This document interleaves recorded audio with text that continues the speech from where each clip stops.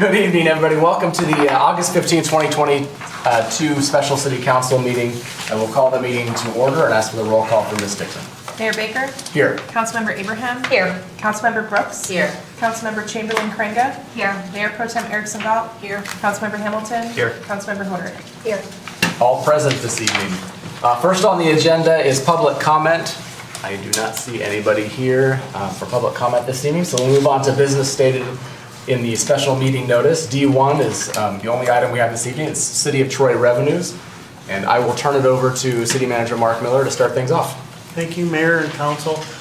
I'm going to be quick. We have a lot to go through today. And first, I would just like to say that this is part of the evolution of our engagement with City Council. And we're going to take it one step up. On your agenda this evening, we have a proposal to engage with James Vetrano to run the advance, but this is sort of preparatory for that to get a baseline of information so that when we go into the advance, this information will not have to be repeated. It will be like a base of knowledge. So the other important thing I wanted to note is that we are not asking for anything today. This is just information and may create questions.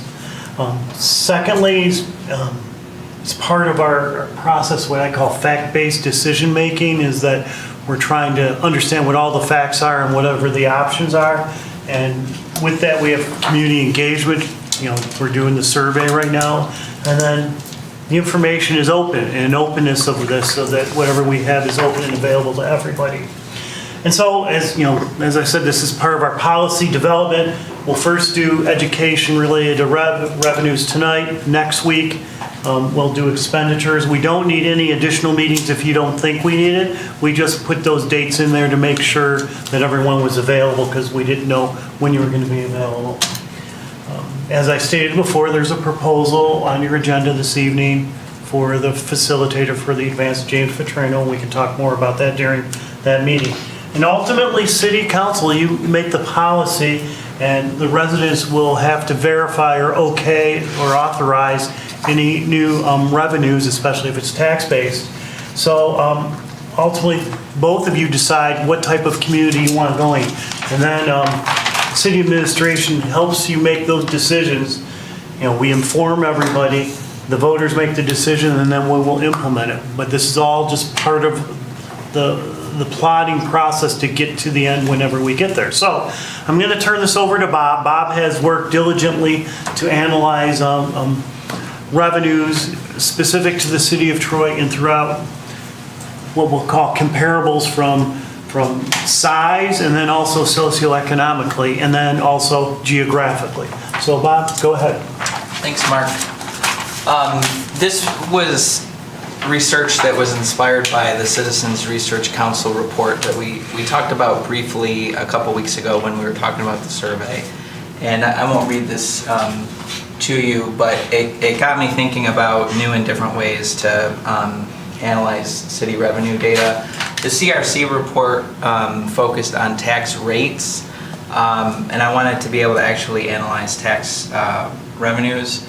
And I contacted the folks at the CRC who did the research, and they said that they picked 2004 because that was the first year data was available from the Department of Treasury electronically. And I thought, okay, well, maybe we could do something a little different and actually have a 20-year window. And so it required getting some data from Treasury and from some of the counties and converting old PDFs into Excel and all that kind of fun stuff. And it kind of grew and took on a life of its own, and it was fun while it lasted, but I'm glad this project's over now. What we had set out to do, as Mark said, in preparation for the advance, looking back, we had some new council members elected in 2019, and then we were promptly in lockdown. And it was, business as unusual. And then we had a resignation and an appointment and a new election. And so, some of you have been around the city budget a long time. Others are still relatively new, and we haven't had a chance to really sit down and talk about some of the basics. And unfortunately, when we do talk about revenues, we often run into this jargon like Headley and Proposal A. And so I set myself a challenge to see if I could, create some educational information without getting into those limitations specifically. And I think I was successful in that regard. So to kind of bring the bottom line up front, property taxes are really the only revenue source you need to understand of the city's general fund, because the rest are either too small or too far out of our control to really need to spend a lot of time understanding them. And you can't understand what you need to know about property taxes without understanding Headley and Proposal A. But I'm happy to talk about those and present on those at a later date. So I went back and I looked at 20 years of general fund property tax revenue, and this is it in a nutshell. Property taxes are 61%, state sources 14, charges for services 14, and everything else is 11. Those percentages will fluctuate a little bit here and there from year to year, but on the whole, that's what they've been for the last 20 years. So I want to talk about them tonight from the smallest to the largest, because if we do it the other direction, then we end up spending a lot of time talking about property taxes and getting lost in the weeds at the end. So everything else is kind of a catch-all for everything that isn't the other things. And this is what it looks like when you chart it on a graph. What you need to know about it is that it's fluctuated between 8% and 17% of general fund revenues over the course of the last 20 years. It averages 14, like I said before. And it depends oftentimes on factors outside the city's control. Fines and forfeitures have ranged between 1% and 3%. That's gonna, fines and forfeitures are something that the city can't really control or determine. But I think one of the most interesting things is investment earnings has ranged between 0 and 3%, and it was negative in 2021. You know what a negative revenue is? It's an expenditure. Now Rob assures us that was a timing issue and it won't happen again, but No, it actually won't happen again in 22, it's going to be bigger. I'm sorry. I'll let Rob speak for himself, but point is we can't control what the market does, what kind of investment earnings we're going to receive from one year to the other. Charges for services, again, you can see kind of generally speaking over the course of the last 20 years they've trended up. It's fluctuated between 6 and 18%, averaged around 14, and again, a lot of these things are outside the city's control. However, we are in the process of doing a comprehensive review of all the city's charges for services right now. We've probably talked about building department fees in the past. Those haven't been updated in 13 years. So there may be some opportunity to increase charges for services on some things. But for the most part, in the state of Michigan, you can't charge more for a service than what it costs to provide. And that introduces another term of jargon that I won't get into tonight. So state revenue, now we're getting into the big stuff, the important stuff. This is state revenue 2002 to 2021. Now state revenue can be tricky to talk about because there's actually 3 different flavors now. And so what I did here is the orange lines are constitutional and statutory revenue sharing. Everybody's probably heard about revenue sharing, heard a lot about it during the recession when it was going down. The blue stuff, personal property tax reimbursement, that's something that's relatively new. Treasury calls it personal property tax reimbursements. The local Community Stabilization Authority calls it disbursements. But again, a conversation for another day. I have a quick question, Mayor. Sure. Councilmember. Is this nominal, not inflation None of adjusted? this is adjusted for inflation. Okay, so this is all just All straight nominal. dollars. Okay. Real yep. Okay. Constitutional revenue sharing is guaranteed by the Constitution, so the state can't take it away. Only the economy can do that, and the economy did that plenty during the Great Recession. It accounts for approximately 95% of Troy's total revenue sharing. So, like I said, when we saw those dips during the Great Recession, to a certain extent, it was due to statutory cuts, but mostly because sales tax collections were down.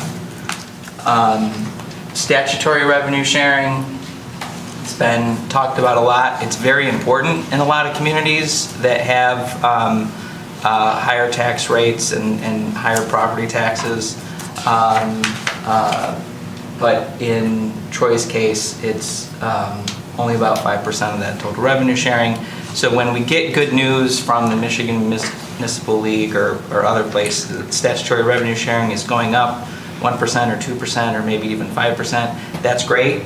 But it's a bigger deal in places like Warren and Ferndale than it is in places like Troy. Personal property tax reimbursements, it accounts for approximately 2% of general revenue funds. We don't have any control over it. I know we don't want to get in the weeds too much, but unfortunately, we live in the weeds. This came about because when they changed the way that the state of Michigan allowed local communities to tax, is that they exempted personal property tax in industrial and high-tech areas. So that reduced certain tax revenues, but eventually these reimbursements came in to sort of replace it. Now, I don't know if it's a one-for-one replacement, I have no idea, but it's new revenues because we can't include in your taxable value certain types of personal property. Yeah, it was a trade-off that was made at the state level statutorily. All right, so the real meat of city revenues are property taxes, and rather than show you the 20-year trend, which you've probably seen before, this gets back to the research and the inspiration from CRC. I wanted to figure out if I could compare Troy's experience during that time period to other cities in the state of Michigan and Wayne, Oakland, Macomb counties specifically. And I was able to do that. And so what I found was that only 15 cities in Metro Detroit had less tax revenue growth than Troy did. And a lot of those cities were really cities that financially struggled that you wouldn't consider very similar to Troy. So I broke it down into a few different comparison groups. First thing to know is you'll see this 10% over and over again on several different charts. Between 2002 and 2021, City of Troy's tax revenues grew 10%. The average of our non-contiguous peers, which we'll talk about first, was 42%. Select Oakland County cities was 49%, and then our immediate neighboring communities was 60%.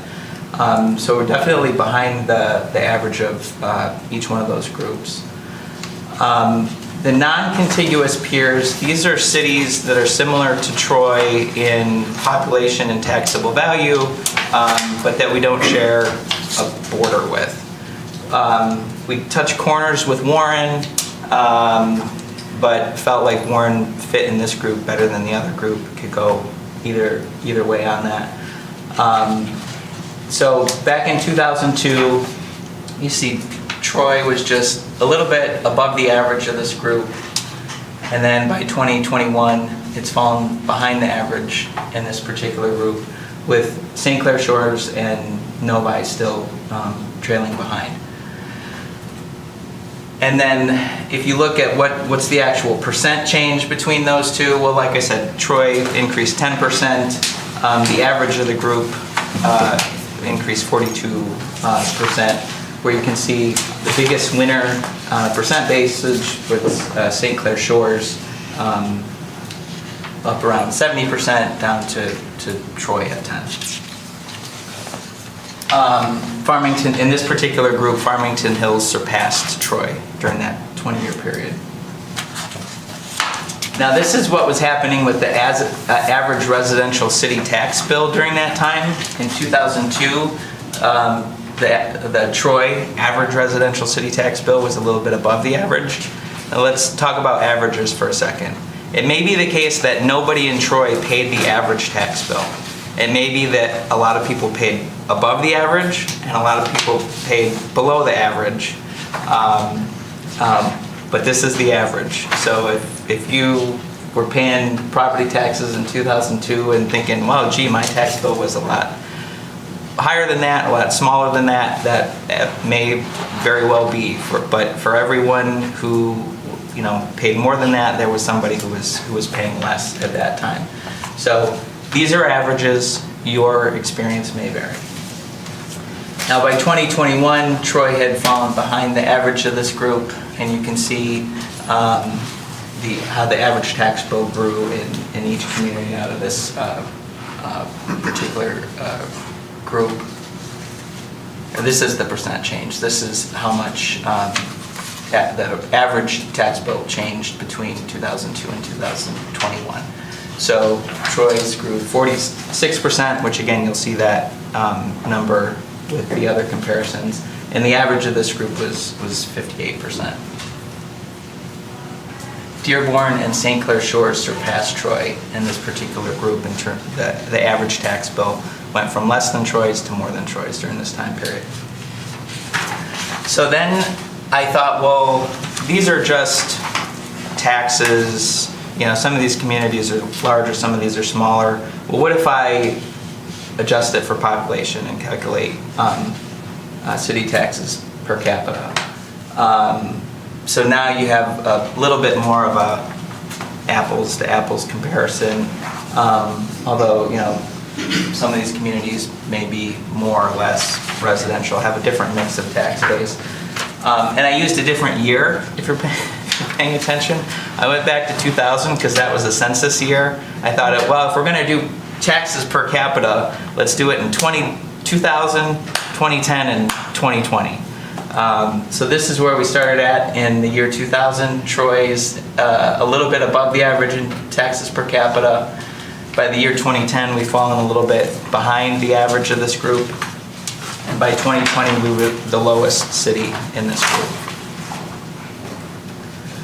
Percent change, again, 16% change in Troy, 49% change on average in this group, with St. Clair Shores having the largest change during that 20-year period. Okay, so that was non-contiguous. Now we've got select Oakland County cities. I say select Oakland County cities because if we do all the cities, it's a lot of information, and there's some communities that they started at the top and they stay at the top, or they started at the bottom and they stay at the bottom, so there's really not a lot of movement during this 20-year period. So what I did is I excluded the bottom 5 and the top 8 because those communities, they didn't really move much over that period of time, so we could focus on the Oakland County cities, most of which are more similar to Troy than those are, and you can see what was actually changing. So in this group, and this group includes Clarkston, which is teeny tiny, and this particular chart's not adjusted for population or anything. So in this group, Troy's a larger city. It's above the average. 2021, same is still true. We're still above the average. But again, that percent change, Troy is down at 10%, and the average in this group was 49% increase during that period. And Farmington Hills and Royal Oak surpassed Troy during that time. So this is average residential city taxes during that time. 2002, Troy's near the low end at $916, with the average being up at $1,215.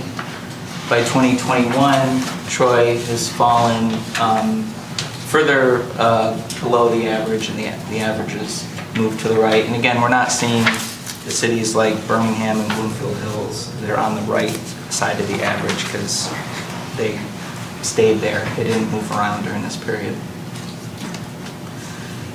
And then the change in the average residential bill between 2000 and 2021, Troy is 46%, and the average in this group was 63%. Berkeley, Ferndale, Rochester Hills, and Royal Oak, their average residential city tax bill also surpassed Troy's during this 20-year period. So now look at city taxes per capita again, adjusting for population. In year 2000, Troy starts out a little bit above the average at $520.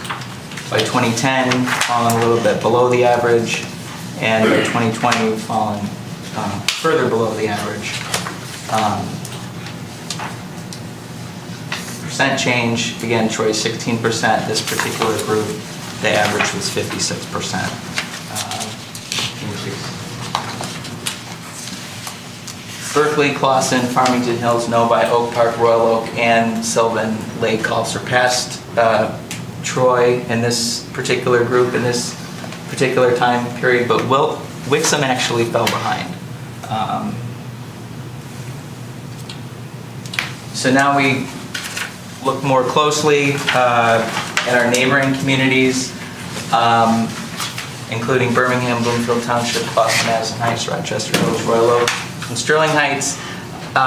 Did not include the diagonals for a couple reasons. One is that I put Warren in the other group, so you could still see how Troy compares to Warren because it is similar in terms of population and tax base. Auburn Hills is not similar to Troy in either population or tax base.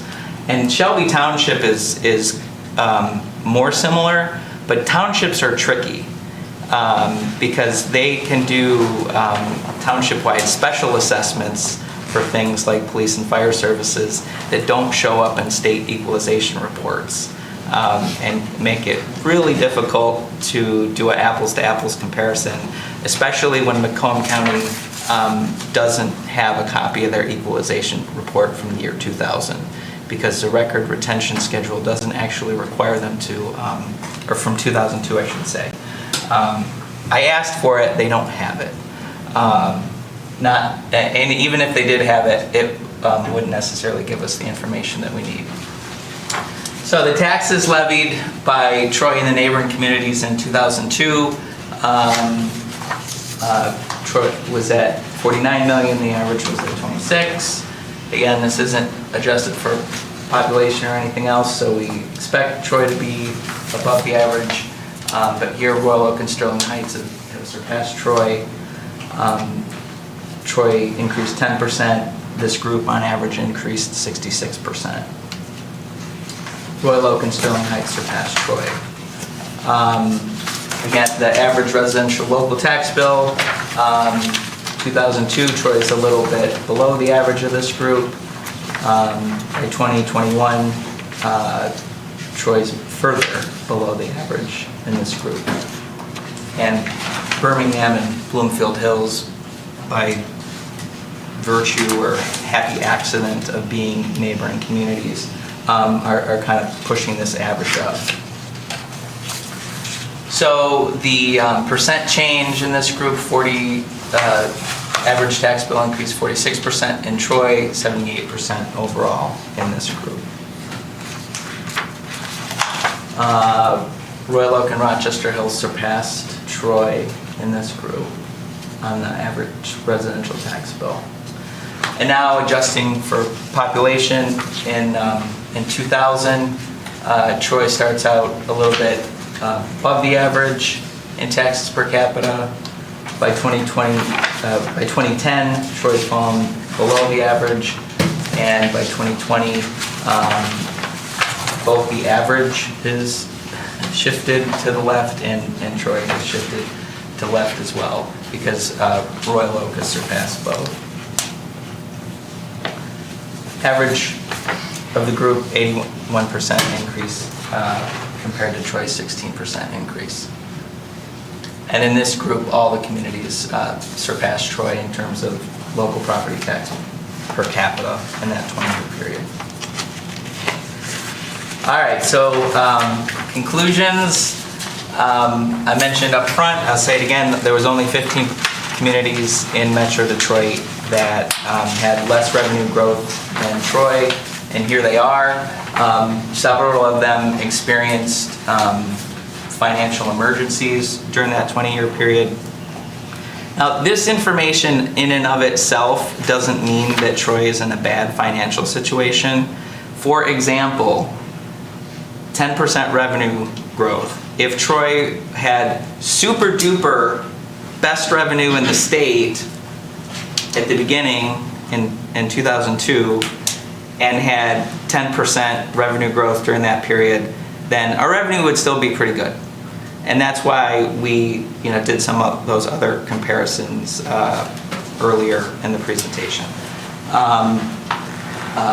So this in and of itself doesn't say anything about the city's financial position.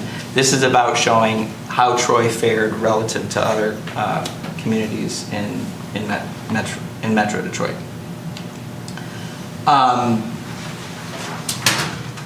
That being said, the last 20 years have been financially challenging for the city, and because any new tax increase, any new tax or tax increase would have to be approved by voters. Voters will ultimately decide, where Troy is going to be ranked relative to its similar communities 20 years from now.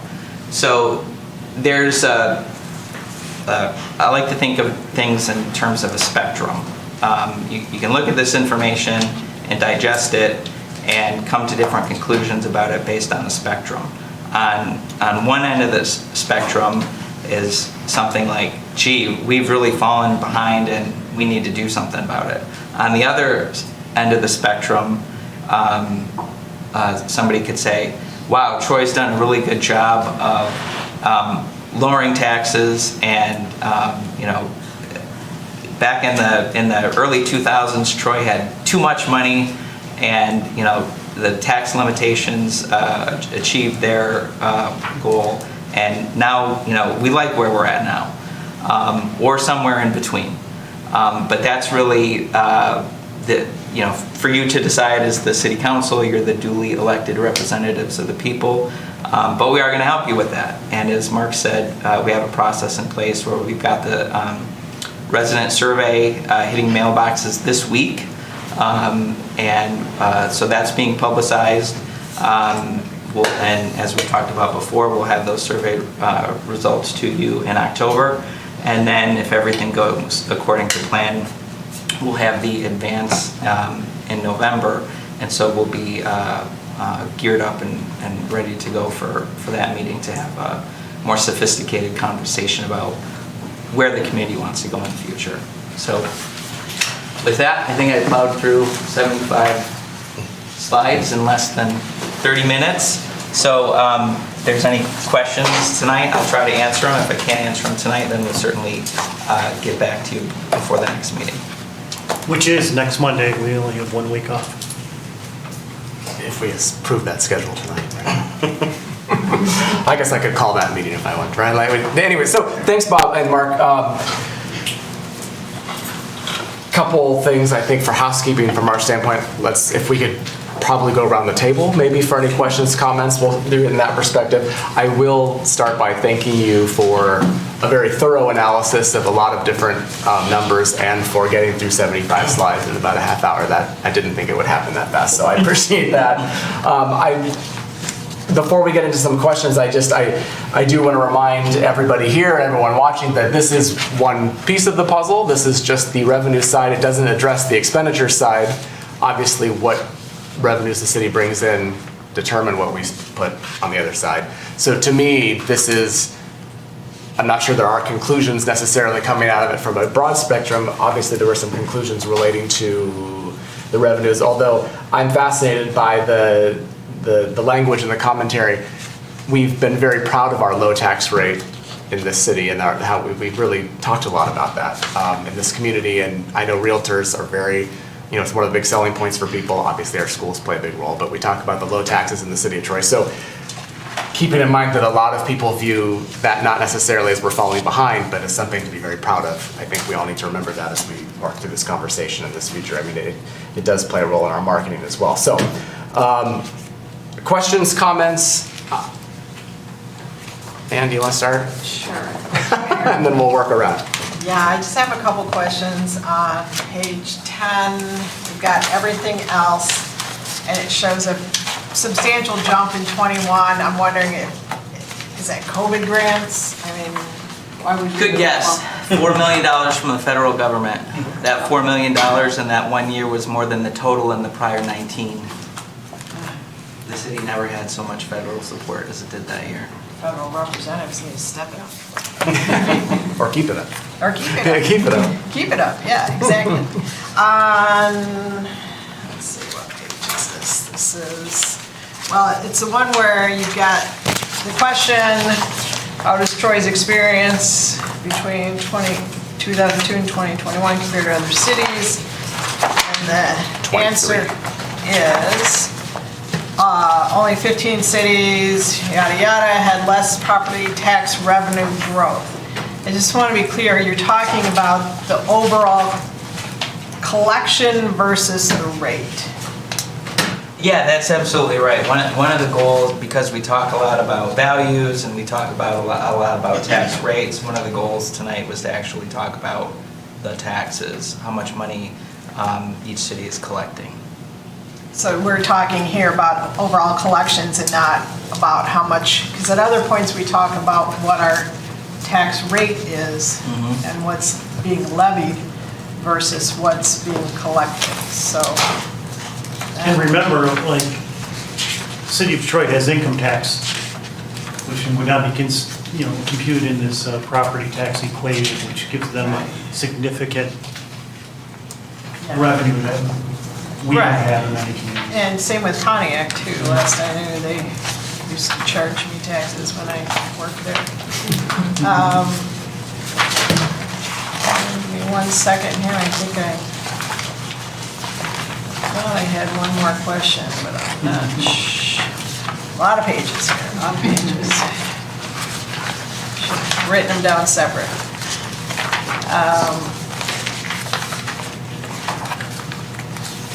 We can always come back to Ann. if you Yeah, like. I think I had another question, but I'm not sure. I was kind of like scribbling on the presentation as I was going along. So nope, I'm good. Good for now? All right. Good for now. Councilor Hamilton. Thanks, Mayor. So over 10% of Troy's property tax revenue is for the refuse millage. And I know a lot of neighboring communities like Rochester Hills, Novi, they charge a fee. And so I'm assuming that's not part of this. So really, if you were to adjust to that, Troy would be even further down, probably 10% less compared to that. Because So let me restate the question, because you're right. So, and this is where comparison gets tricky. The city of Troy has a refuse millage. Rochester Hills does not. Do people in Rochester Hills have their trash collected? Yes, they do, but they pay for that differently than Fee for service. right, than we do here in Troy or in Novi. So this is big picture, not apples to apples. So there are some important differences between some of the communities that we might think of as peers. yeah, and so I would say that would move Troy even lower on the revenue chart if you include that in those neighboring communities too. Another thing is we have a fully funded police department. Rochester Hills and Pontiac, they use Oakland County Sheriff, who do a great job, but are stretched a lot thinner because they're all over. So when we all compare these, there's a lot of differences here. Well, and that we could talk about that during the expenditure meeting. But yeah, there's some important things to understand about Rochester Hills and Troy, just as two examples. Rochester Hills has the county sheriff's office and a full-time fire department. Troy has a full-time police department and a volunteer fire department. So there's some big important differences there. Novi has a paid-on-call fire department. I'm not sure where that fit on the spectrum, probably somewhere between Troy and Rochester Hills. So those kind of specific comparisons can be pretty tricky. Right, when Bob was going down this rabbit hole, he was showing this to me all through, the evolution of the presentation. And one thing that we concluded is that you're never going to be able to compare everything apples to apples, oranges to oranges. It would be way too many variables and too complex, and we just have to understand that a lot of this is a generalization. Yeah, or the number of, we can't do a super thorough analysis of all the cities in Oakland County, but we could do a handful if you were really interested in a more apples to apples comparison. Based on what the big picture tells us, I don't think that's a very worthwhile exercise. I think there's, like you point out, there's a few important things to understand about, these communities have a refuse tax, other communities don't. Those sorts of things I think we can understand without doing super specific analysis. I think that's all I got. Thank you, Councilmember Hamilton. Councilmember Chamberlain-Craig. Thank you, Mayor. I'm going to try to articulate this as best I can, and I'm going to go between, I think, revenue and rate, because to me, and it's kind of hard to separate them in my mind, because I was trying to figure out, when you look at rate, you have, for general fund, you have capital, you may have like a debt millage, and in my mind, I was thinking, to what extent do these folks, these communities, were they able to raise the general fund element of the, of the millage, or were they putting dedicated operating millages? And I know that's not the goal of the presentation to get at that, and I was looking recently, because I was up north, I was in Harbor Springs, and they had a very contentious, and they called it the Headley rollback proposal to try to increase their millage rate. They already had tried before and it's like just under 6 mils, it's not a lot. Move it up to 15, that failed. This one failed, it was moving it from, I think, about 6 to 8. Failed by 11 votes, and essentially that was the money to support their general fund. And so when we look at these examples, are these mostly kind of along those lines, or we don't know to what extent these communities have asked for other like dedicated millages and whatnot, that's how they've been able to essentially, and of course times property value, I know that's Yeah. factor.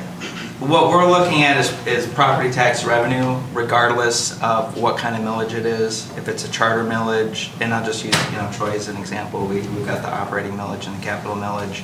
We have we used to have a debt millage at one point, so that wasn't included. We have a dedicated library millage. To go back to Rochester Hills, they tax a lot like a township does, with a lot of small millages for specific things. So whether you have a lot of small millages or a few larger millages, in this analysis it doesn't matter. It treats it all the same. So again, if you wanted to do like a specific analysis of community A to community B, well, in like Sterling Heights, Troy has a dedicated library millage. Sterling Heights Library is still in the general fund, but Sterling Heights has a couple different dedicated millages. So the specifics, and then Headley override, yeah, there was plenty of those that happened over the course of the 20 years. So, but this analysis just kind of doesn't make a difference what the millage was. And Bob, kick Mayor in the table if you need to, but when Bob was going down this route, the reason why we wanted to describe this without talking about Headley or Prop A was because, yes, a rollback would bring some money, but it is not really that significant compared to an overall rate or additional things. So it seemed that not as necessary to talk about that because it really comes down to the overall rate. Yeah, that contentious Headley override, perhaps if they rebranded it, dedicated it for something, may have been a different outcome. And do they have to call it that? Yeah, Yeah. because it is I a was gonna say, rollback. it's such an awful name for folks to understand. Well, and that, there's very specific legal requirements for ballot language, depending on what kind of ballot, depending on what kind of question you decided to put on the ballot, there's some specific legal requirements. Good for now. Okay. Councilmember Brooks. Thank you. So just a couple quick questions. I know that, great presentation, thank you, Bob, for it. I know that as compared to other communities, obviously we do have a lower tax rate, also because of our volunteer firefighter department. That probably saves us a decent amount compared to other neighboring communities as well. And the other thing is federal, like grants, does that fall in the everything else as well? Okay. Yeah, like I said, with the exception of 2021, federal money is usually a 5-digit number in most years. The federal government has not funded cities in a large way since like the Nixon administration. So that is usually a very small portion of overall revenues. And I don't know that I have too many questions. It's just interesting to see how flat it has been over the past 20 years and how other communities have kind of dealt with things, and understanding that inflation has obviously gone up in the past 20 years, and the cost of living and the cost of services. And you know, our tax millage has remained relatively flat, which in a lot of ways is good, but obviously it has some issues as well. So. Thank you, Councilmember Brooks. Councilmember Hodder? My questions have been asked and answered. Thank you. This is. Wow. What I had squiggled down. The comparison to other communities is something that, as we talk with residents, they look for. They're trying to understand what other communities, they know they have friends and neighbors, so being able to have that dialogue up front in the study process is very valuable. I appreciate it. You know, there is, I know the apples to apples, the OPC, the Old People's Center, is that included in their numbers? Yeah, I believe so. Okay, all right. Thank you. Councilmember Abraham? So you sliced, you diced, you julienne. Unique ways to chop the data and look at it through so many different angles. I can see why you're happy that this project is over. However, extremely enlightening. The one comment I would make is that most people get a tax bill, and it's for however much. And the bill is extremely clear. I know, because I just recently paid my summer taxes. Many line items, it's very clear what the money is going towards. And the vast majority of the money on the tax bill, it's a pass-through. We collect it, we don't keep it. And so as we talk about the revenue, I think, and city taxes levied, I think we need to be very deliberate in our language that just because the city is collecting it, it doesn't mean it's the city taxes that are being levied, because those are two very, very different amounts. And certainly if we could retain everything we collected, we have every department we'd ever want to have at a Cadillac standard. It's interesting you brought that up, because in some of the early versions of Bob's presentation, he actually put school tax into there, and we are skewed up much higher. Absolutely. Yeah. Because the Troy School District is a high income, high revenue generating school district. Absolutely. And so I think as we have dialogue, more dialogue with the community over the next year, 2 years, what have you, we need to be really cognizant of the terms that we use and really listen to what they're saying, because what they're saying may not really be what they mean. For those reasons, I mean, my tax bill is X, and then, they're not realizing about half of it that goes to the school district. Not a bad thing. We want our schools to do well, but it's a really important point that can get missed. So that was really all I had. Great job. Thank you. Yeah, I'm happy to, like Mark said, in earlier versions, I tried to show the differences between the city portion, the school portion, and the everything else portion, and decided that was too much to tackle in one presentation. But as we move forward, that's certainly something that I think City Council can talk about. We can show you some numbers, and is important for the taxpayer to understand, because when they write the check, what's to say on the check? City of Troy. Absolutely. I always think of I don't know, the poster that's over at the clerk's office with the dollar bill where it shows the percentage that the city retains versus what goes Yeah. elsewhere.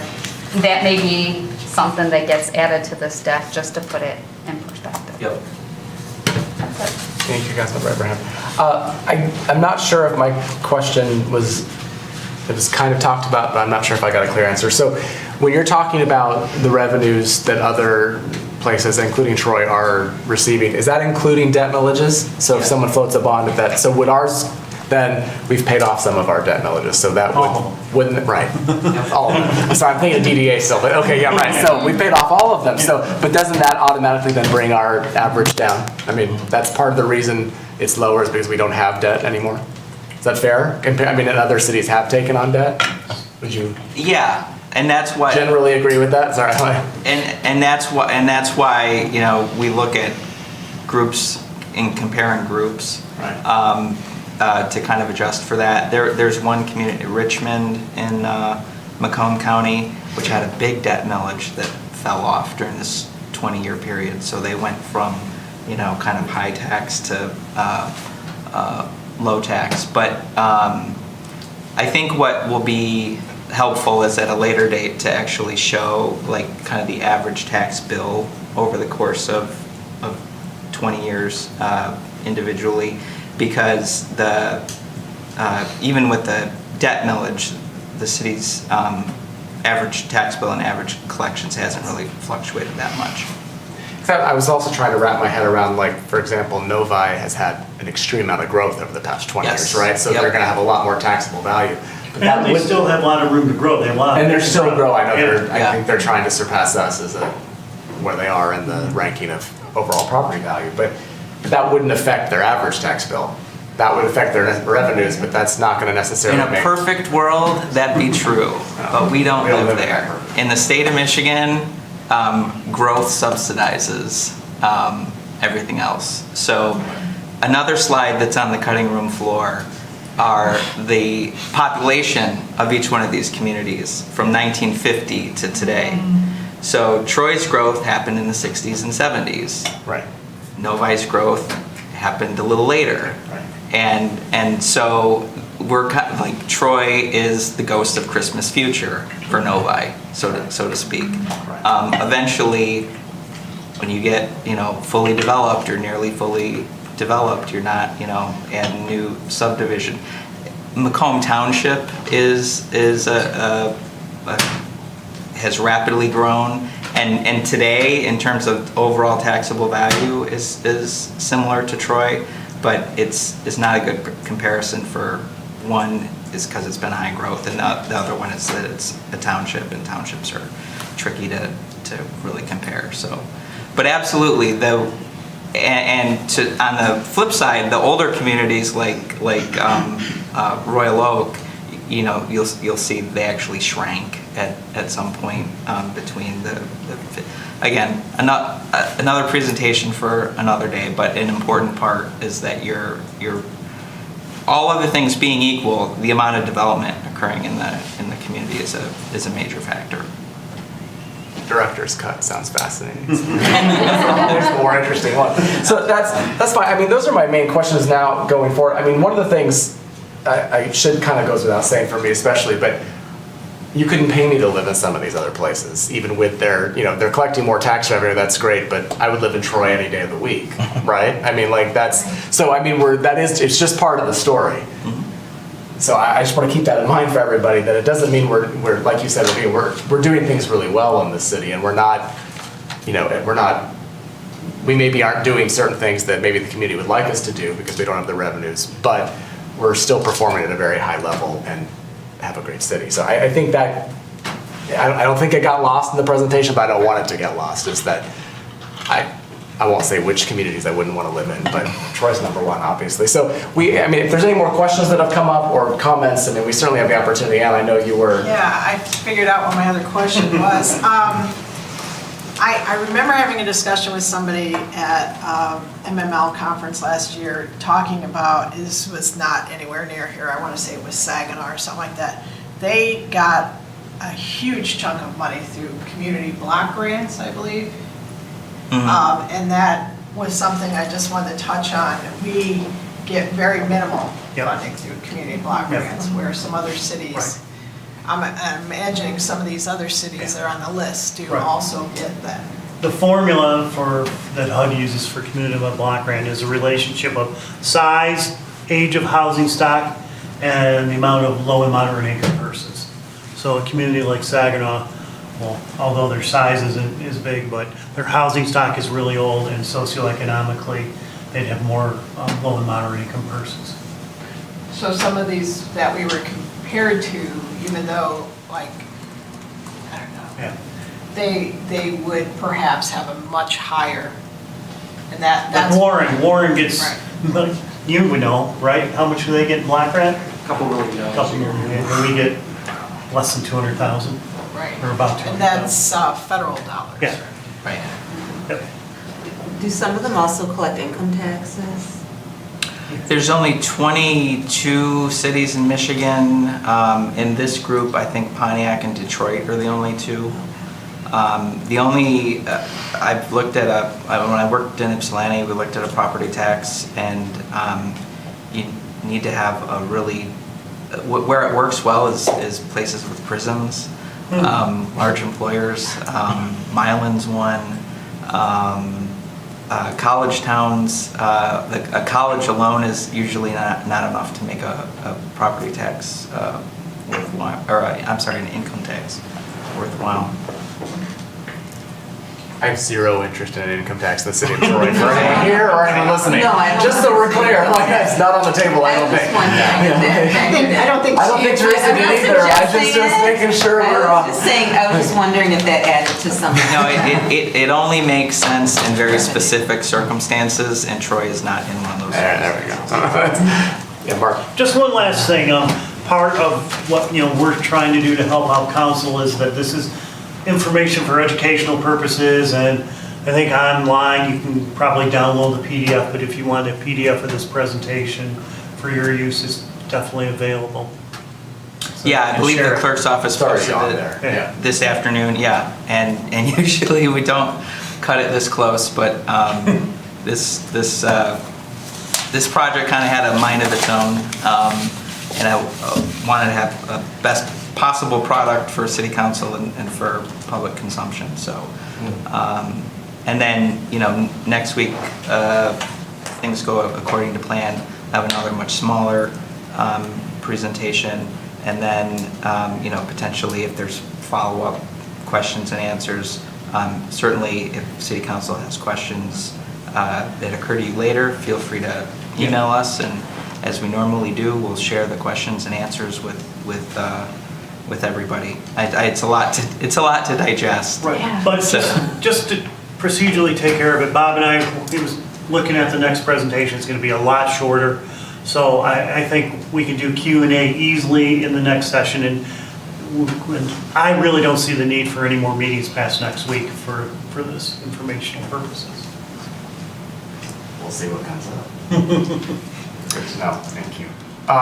Any other comments, Councilmember Chamberlain Just a Craig? quick question. Have we ever thought about doing a couple printouts, leaving them in the library? Is this something that we've ever done?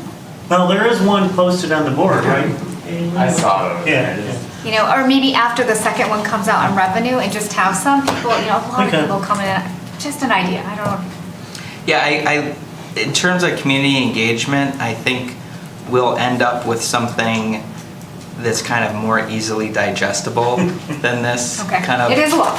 Yeah, so I think of these kind of things in terms of like, it's a sculpture, I have a block of marble, and I'm just whittling away the parts that aren't the statue or whatever, and so eventually we'll have information about revenues, about expenditures, average some of the things we've talked about tonight that we can package in something that would be more easily digestible for members of the public.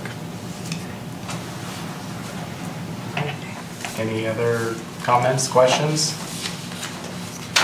I don't see there's no other business on the agenda, so we are adjourned. Thank you, everybody.